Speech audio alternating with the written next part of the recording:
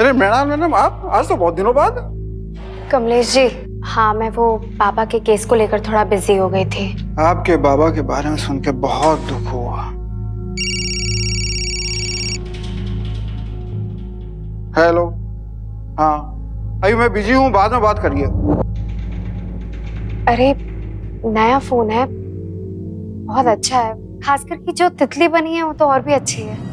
अरे मैडम नया कहाँ है, सेकंड हैंड है फोन। खैर आप बताइए कैसा आना हुआ। मुझे आपसे वो उद्घाटन वाले दिन के बारे में कुछ पूछना था। अरे मैडम 2 मिनट, मैंने चाय रखी है, मैं आपके लिए चाय लेकर आता हूँ, फिर आराम से बैठ के बात करते हैं।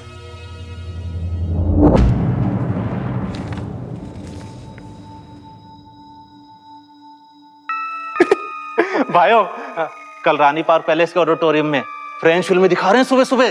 पासेज आए रखे हैं अपने पास, दोनों भाई जाते हैं, थोड़ी देर दर्शन भी करा देंगे, ठंडक मिल जाएगी कलेजे को। नहीं यार, कल नहीं चल सकते। क्यों? अरे कल सत्येंद्र जी के साथ कमिश्नर साहब की प्रेस कॉन्फ्रेंस में जाना है सुबह सुबह। हाँ, अपने सत्येंद्र बाबू के साथ बहुत बुरा हुआ है। देखो मधुरिमा थी तो छोड़ के चली गई, और एक वो मृणाल है जो आजकल आती नहीं, अकेले पड़ गए हैं बेचारे। अरे अकेले कहाँ पड़ गए हैं? क्यों? सामने वाली ज्योति भाभी तो है। सही कहते हो भाया।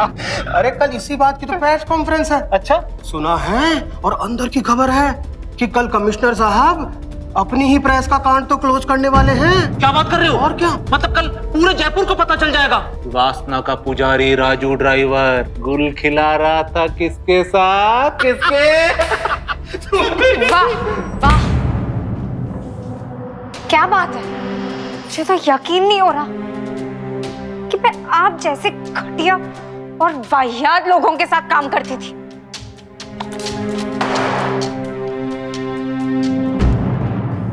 नमस्कार, मैं सुशांत सिंह आपका स्वागत करता हूं सावधान इंडिया की इस नई सीरीज एक किस्सा 5 हिस्से में। एक घटना जिसके हैं कई पेचीदा पहलू, जहां कई चेहरों ने ओढ़ा है झूठ का नकाब, लेकिन एक एक करके सारे नकाब उतरेंगे और अगले 3 दिनों में इस घटना के पीछे छिपे हर रहस्य का होगा पूरा खुलासा।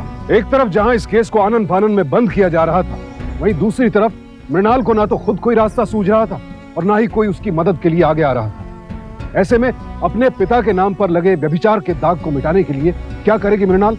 आइए देखते हैं नकाब एक किस्सा 5 हिस्से की तीसरी कड़ी।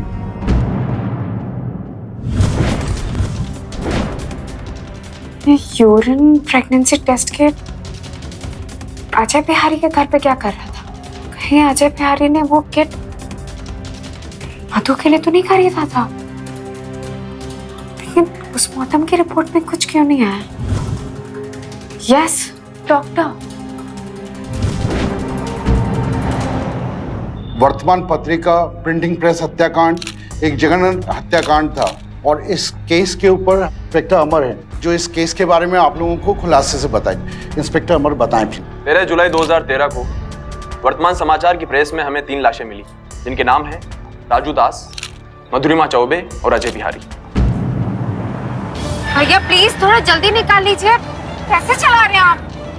इतनी भी क्या जल्दी है मृणाल? थोड़ा सा लेट पहुंच के बता दिया तो क्या फर्क पड़ता है? फर्क पड़ता है मैम, वहाँ प्रेस कॉन्फ्रेंस चल रही है और इंस्पेक्टर मिश्रा इस केस का अपना वर्जन दे देंगे और रिपोर्टर्स कल वही चीज छाप देंगे। कुल मिला के ये एक लव ट्रायंगल जैसी सिचुएशन थी, या फिर जिसके चलते ये अवैध संबंध बने और इसी सब के चक्कर में राजू दास, मधुरिमा चौबे और अजय बिहारी की हत्या हो गई।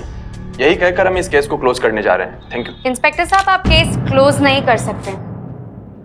ये कौन है? सर, मैं राजू दास की बेटी मृणाल दास, और आप ये केस इसलिए क्लोज नहीं कर सकते क्योंकि मधुरिमा चौबे प्रेग्नेंट थी। आप ये कैसे कह सकते हैं कि मधुरिमा चौबे प्रेग्नेंट थी? ये बात आपको डॉक्टर बताएंगे। सर, पोस्टमार्टम में मधु की प्रेगनेंसी की रिपोर्ट इसलिए नहीं दिखी क्योंकि वो 8 हफ्तों यानी 2 महीनों से कम की थी। आप ये कैसे कह सकती हैं कि मधुरिमा चौबे प्रेग्नेंट थी जबकि उसको मरे हुए 2 हफ्ते हो चुके हैं? सर, उनके ब्लड सैंपल से, क्योंकि वो मेरी पेशेंट थी और उनकी मौत से 2 दिन पहले ही मैंने उनका ब्लड कलेक्ट किया था, जिसकी रिपोर्ट आज सुबह ही आई है। ये है उनकी ब्लड की कॉपी। तो आपका कहना है कि मधुरिमा मरने से पहले प्रेग्नेंट थी? जी हाँ। इसका मतलब जो बच्चा था उसके पेट में वो राजू दास या अजय बिहारी दोनों में से किसी का भी हो सकता है, राइट? इंस्पेक्टर साहब, ये भी तो हो सकता है कि इन दोनों में से किसी का ना हो। ये भी तो हो सकता है कि वो किसी और का बच्चा हो। ये बात तो आपको डीएनए टेस्ट के बाद ही पता चलेगी और उसी के बाद आप केस क्लोज कर सकते हैं। इंस्पेक्टर, डीएनए टेस्ट के ऑर्डर्स किए जाए। Yes sir. Thank you so much. Ajay Bihari के घर जब हम उस दिन डॉक्यूमेंट्स ढूंढने गए थे बाइक के, तब मुझे वहां पर एक यूरिन प्रेगनेंसी किट मिली। तब तो मुझे रियलाइज नहीं हुआ कि उस घर में ना तो कोई औरत है ना कोई लड़की है जिसे जरूरत है उसकी। लेकिन बाद में जब हम डॉक्टर के पास गए और उसने कहा कि कुछ दिन पहले मधु वहां ब्लड टेस्ट कराने आई थी, वो बात मुझे याद रह गई और पता नहीं कैसे मैंने दोनों बातों को जोड़ा और मैं डॉक्टर के पास पहुंच गई। किस्मत तो देखो, आज ही उन ब्लड टेस्ट के रिपोर्ट्स भी आए हैं। दिखती तो नहीं हो, लेकिन तुम हो बड़ी तेज। तेज होने से नहीं होता सर, कोई खास मकसद या किसी के लिए प्यार होना बहुत जरूरी है और मैं अपने बाबा से ना बहुत प्यार करती हूँ, तो मेरा जीतना तो तय है। और मेरा ट्रांसफर होना पक्का है। क्यों? क्योंकि वो लोग इस केस को बंद करना चाहते हैं। मैं नहीं कर पाया तो किसी और को बुला लेंगे। अब ऐसा नहीं होगा क्योंकि अब मीडिया की बहुत पैनी नजर है।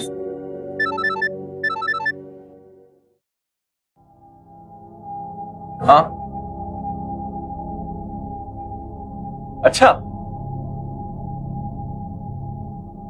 लो, तुम्हारे लिए एक और खुशखबरी है।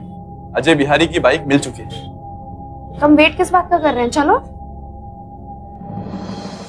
आसपास किसी ने मिर्ची के खेतों में आग लगा दी है क्या? अटी पछाड़ी ही मिर्ची मसाला की फैक्ट्री है। यहाँ आसपास लोग कैसे रहते होंगे? आदत पड़ जाती है मैडम। कुछ मिला क्या? रजिस्ट्रेशन नंबर कुछ? नहीं सर जी, अभी तक तो कुछ नहीं मिला। किस सोच में पड़ गई? सर इसी वजह से तो आपके स्निफर डॉग्स आपको यहाँ तक लेकर नहीं आ पाए। इन मसालों की वजह से? एग्जैक्टली। बेचारी उनकी भी नाक यहाँ पर आकर बंद पड़ गई। तुम जासूसी सीरियल ज्यादा देखती हो या जासूसी नॉवेल्स हैं? सर यहाँ पर कुछ है।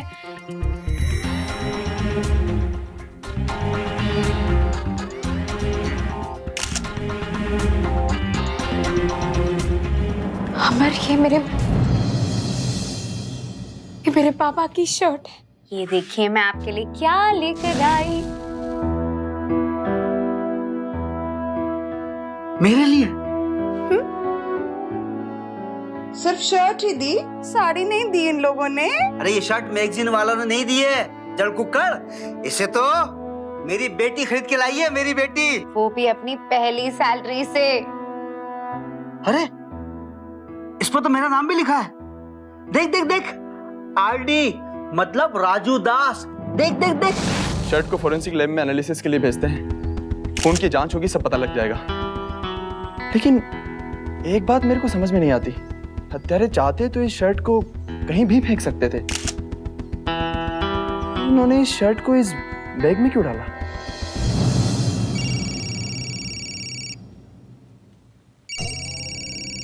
हेलो, हाँ सत्यन सर, खुशखबरी। ठीक है, मैं अभी आ रही हूँ, मुझे जाना होगा।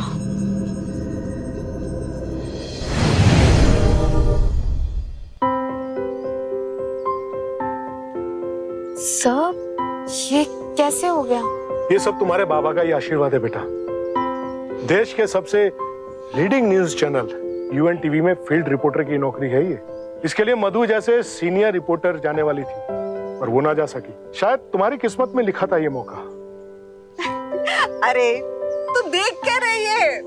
पैर छुआ और आशीर्वाद ले। जरूरत नहीं। अरे नहीं नहीं, बिल्कुल जरूरत है।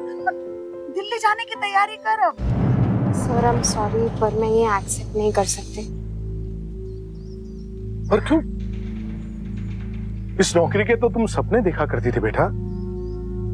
अब नहीं सर, मेरे बाबा के नाम पर जो धब्बा लगा हुआ है मेरे दिमाग में, उसके अलावा कुछ नहीं चल रहा। तेरे बाबा के नाम का धब्बा ना तू मिटा नहीं रही है, बल्कि ये सब करके तू कालिक पोत रही है। तू जानती है वो मधु उसके पेट में तेरे बाप का नाजायज बच्चा था। अखबार में खबर छपी है ये।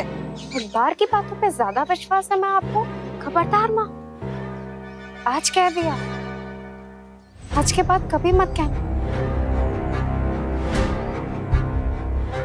माँ, एक पत्नी होने के नाते हो सकता है कि आपकी अपनी पति से कुछ शिकायतें रही, लेकिन उसकी सजा मैं क्यों भुगतूं?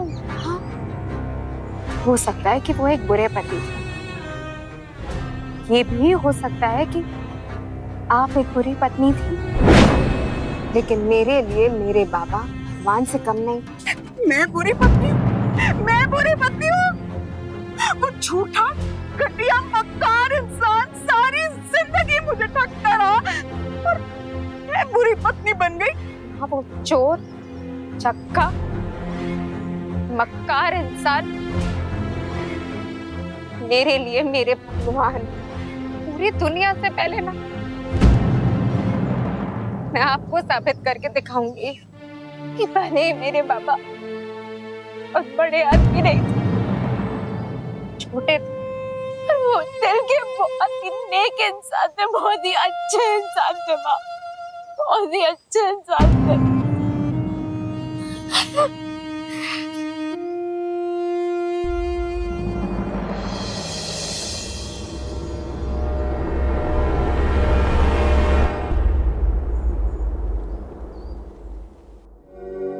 Good morning sir. Morning.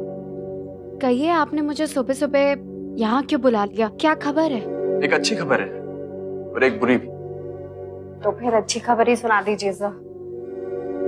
DNA report आ चुकी। मधुरिमा के पेट में जो बच्चा था वो ना अजय बिहारी का था और ना तुम्हारे बाबा का।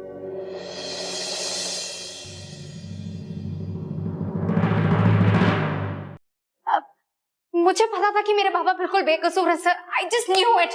लेकिन मृणाल, इस बात से साफ नहीं होता कि तुम्हारे बाबा और मधुरिमा के बीच कोई संबंध नहीं था, क्योंकि सारे सबूत तो इसी तरफ इशारा करते हैं। लेकिन सर, डीएनए रिपोर्ट से तो कम से कम इतना क्लियर हो गया है कि अजय बिहारी और मेरे बाबा के अलावा कोई तीसरा आदमी भी था जो इस केस से इन्वॉल्व था। और अगर हमें वो तीसरा आदमी मिल जाए तो इस केस का पूरा काया पलट सकता है। ये तो बहुत अच्छी खबर है। यही तो पूरी खबर है मृणाल। मेरा ट्रांसफर यहाँ से हो चुका है। ट्रांसफर? लेकिन अभी तो हम इस केस को सॉल्व करने के कगार में हैं। यही तो बात है, कोई ना कोई तो है जो ये नहीं चाहता कि ये केस सोल्व हो। ऐसा कौन हो सकता है? शायद मिनिस्टर आशीष भागवत। इसका मतलब हमारे पास सिर्फ ये एक हफ्ता है इस केस को सॉल्व करने के लिए। हमारे पास नहीं, सिर्फ तुम्हारे पास। मैं इस केस में अब तुम्हारी कोई मदद नहीं कर सकता मृणाल। सब कुछ तुम्हें ही करना होगा और वो भी इस एक हफ्ते में। सर, ये वर्तमान पत्रिका हत्याकांड केस के सबूत है जो आपने मंगाए थे। क्या करना है? ये सारे सबूत एग्जिबिट रूम में संभाल के रखना। Okay sir. सर, मेरी तो कुछ समझ में नहीं आ रहा कि मैं अकेले कहां से शुरू करूं।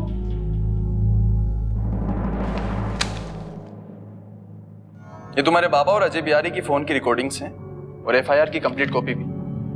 तुम यहां से शुरुआत करो, मुझे पूरा भरोसा है कि तुम उस तीसरे आदमी तक पहुंच जाओगी। All the best. Thank you sir.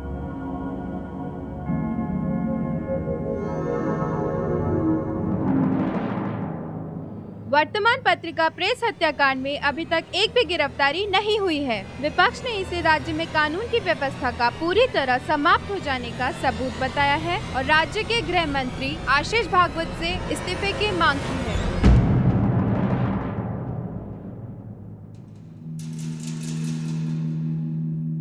चलो, कम से कम ये बात तो पता चल गई है कि बाबा ने लास्ट कॉल माँ को किया था।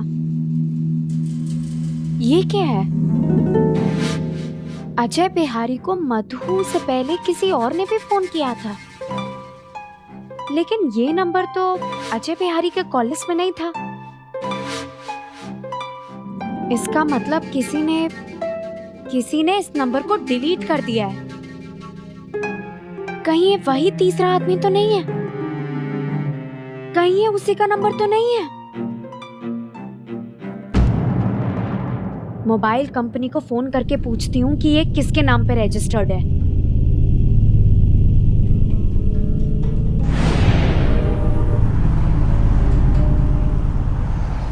हेलो, ये नंबर 98798799 आप ही के नेटवर्क के साथ रजिस्टर्ड है क्या? Yes ma'am. अच्छा, आप मुझे बता सकती हैं कि ये नंबर किसके नाम पे रजिस्टर्ड है? पूछने की वजह जान सकती हूँ मैम?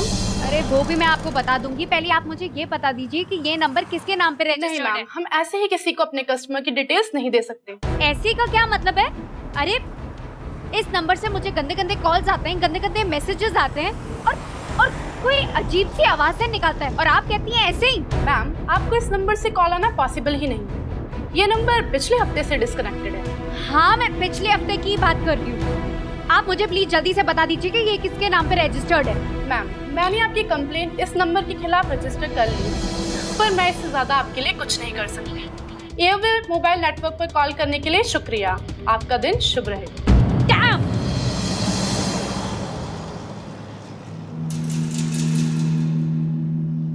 अब क्या करूं मैं? ये नंबर अजय बिहारी के फोन पे भी फीड होगा।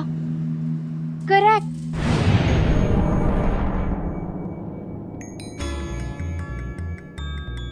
ओफो, कहाँ रह गया? क्या ढूंढ रही है मैडम आप?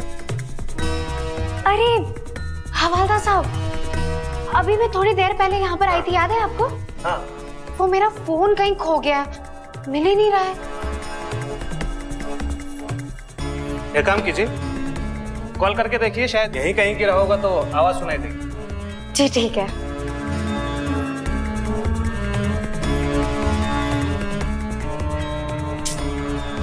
अनअवेलेबल आ रहा है। वैसे भी उसकी बैटरी बहुत ज्यादा लो थी। पता नहीं, याद ही नहीं आ रहा है कि कहाँ छोड़ दिया मैंने अपना फोन। अरे हाँ, आप एक बॉक्स लेकर आए थे ना इंस्पेक्टर अमर के पास? हाँ। जिसमें कुछ सामान रखा हुआ था। हाँ। क्या पता मेरा फोन उसी बॉक्स में हो। पर मैडम वो बॉक्स तो एग्जिबिट रूम में, और वहां सिर्फ ऑफिशियल लोग ही जा सकते हैं। हाँ तो आप चलिए ना मेरे साथ, मैं ढूंढ लेती हूँ, आप साथ खड़े रहिएगा प्लीज। चलिए ठीक है।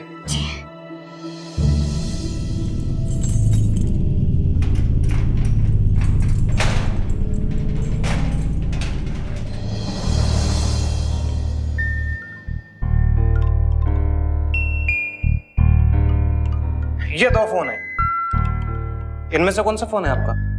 मैं तो आपको पहले ही कहा था कि इसी बक्से में होगा मेरा फोन, ये वाला।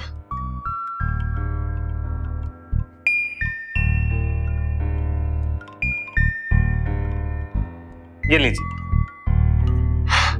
Thank you.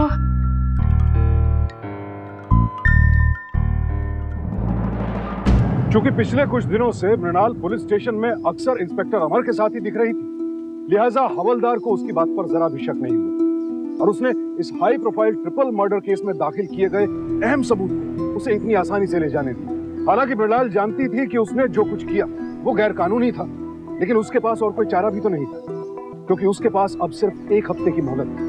और आखिरकार उसके हाथ वो सबूत लग गया था जिससे वो ये जान सके कि वो कौन शख्स था जिसने मर्डर से ठीक पहले अजय बिहारी को फोन किया और फिर कॉल लिस्ट से अपना नंबर डिलीट कर दिया। और जो भी ये शख्स था, शायद खूनी भी वही था।